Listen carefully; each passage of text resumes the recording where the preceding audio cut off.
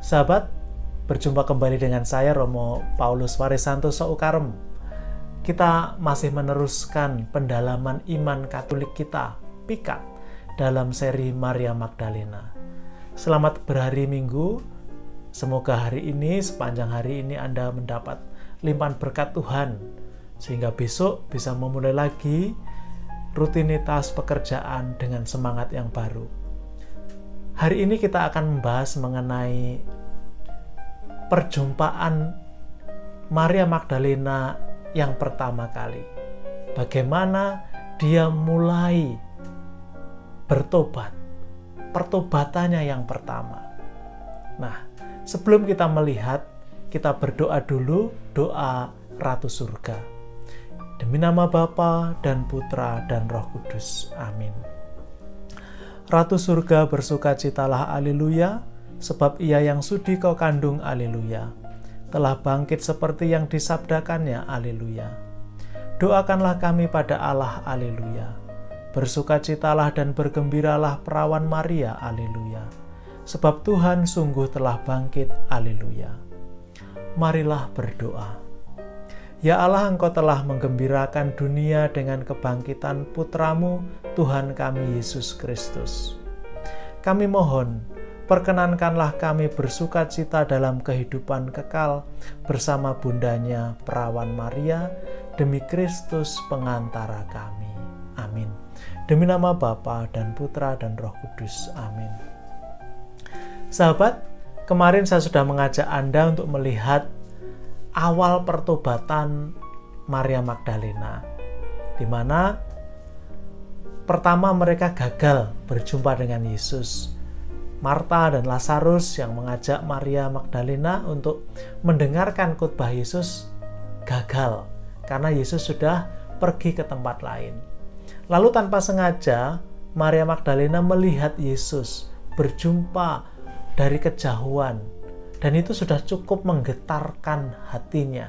Artinya ada sesuatu tarikan yang dia tidak bisa jelaskan. Sekarang kita lihat bagian berikutnya. Jadi peristiwa itu sungguh bagi Magdalena itu memberi warna, memberi sentuhan yang akan mengubah hidupnya. Berikutnya, ya dia berkontak dengan saudari dan saudaranya. Kapan dia bisa ikut mendengarkan ajaran Yesus? Maka Marta dan Lazarus mengundang Magdalena, adiknya ini, dan juga perempuan-perempuan lain yang ada di sekitar Magdalena. Setiap orang itu punya circle, jadi punya teman-teman dekat. Jadi teman dekatnya Magdalena itu ada namanya Dina. Jadi Dina ini juga orang yang datang kepada Yesus. Kalau kita melihat Yesus berbicara dengan perempuan Samaria di sumur, itu Dina. Lalu ada Veronica, kemudian ada Yohana. Yohana itu istrinya Kusa. Kusa ini bendaharanya Herodes. Lalu masih ada Ana, lalu masih beberapa perempuan lain. Sekarang mereka berencana untuk hadir pada pengajaran Yesus. Mereka mendengar Yesus akan memberikan pengajarannya yang utama gitu di sebuah bukit. Maka mereka harus menuju ke sana, pergi masing-masing dari tempatnya. Marta, Lazarus, mereka dari Betania, sedangkan Magdalena dari Magdalum, dari kastilnya. Yang lain berjalan, Magdalena naik keledai karena dia tidak biasa berjalan. Ya, orang kaya.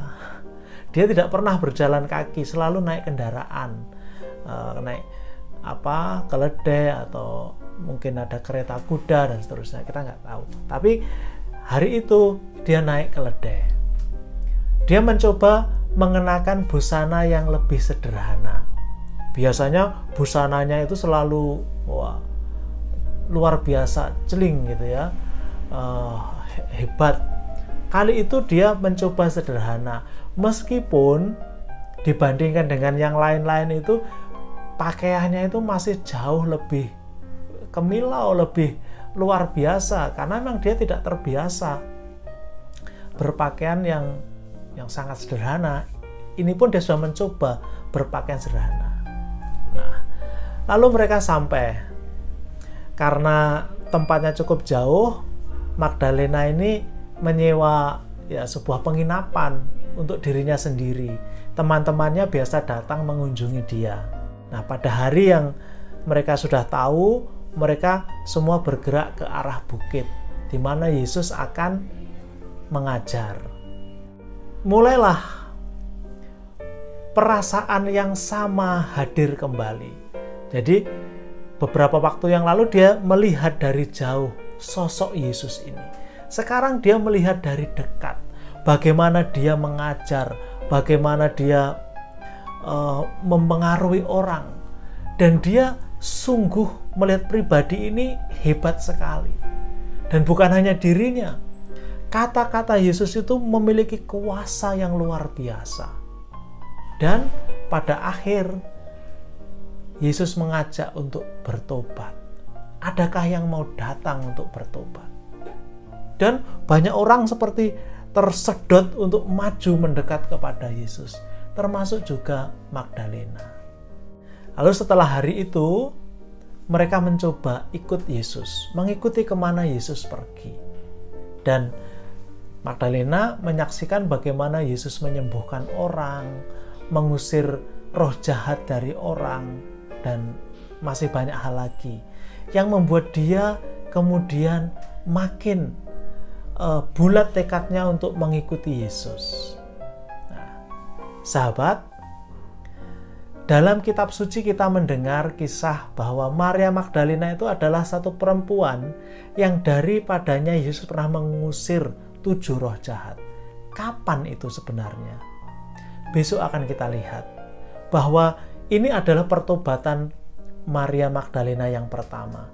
Nanti ada pertobatannya kedua, karena dia jatuh lagi dalam hidup dalam dosa lagi, dan akhirnya Yesus mengusir daripadanya 7 roh jahat itu. Besok akan kita lihat. Sekarang kita sampai di sini, kita menutup dengan doa seperti yang biasa kita lakukan. Demi nama Bapa dan Putra dan Roh Kudus. Amin. Bapa kami yang ada di surga, dimuliakanlah namamu, datanglah kerajaanmu, jadilah kehendakmu di atas bumi seperti di dalam surga. Berilah kami rejeki pada hari ini dan ampunilah kesalahan kami, seperti kami pun mengampuni yang bersalah kepada kami. Dan janganlah masukkan kami ke dalam pencobaan, tetapi bebaskanlah kami dari yang jahat. Amin. Salam Maria, penuh rahmat Tuhan sertamu. Terpujilah engkau di antara wanita, dan terpujilah buah tubuhmu Yesus. Santa Maria Bunda Allah, doakanlah kami yang berdosa ini sekarang dan waktu kami mati. Amin. Salam Yosef, pria yang tulus mempelai murni Maria, ayah Mesias keturunan Daud. Terpujilah engkau di antara pria, dan terpujilah Yesus putra Allah yang dipercayakan kepadamu. Santo Yosef, pelindung gereja semesta, lindungilah keluarga-keluarga kami dalam damai dan rahmat ilahi, dan dampingilah kami pada waktu kami mati. Amin. Kemuliaan kepada Bapa dan Putra dan Roh Kudus, seperti pada permulaan, sekarang, selalu, dan sepanjang segala abad. Amin. Terpujilah nama Tuhan Yesus, Bunda Maria, serta Bapa Santo Yosef, sekarang dan selama-lamanya. Demi nama Bapa dan Putra dan Roh Kudus. Amin.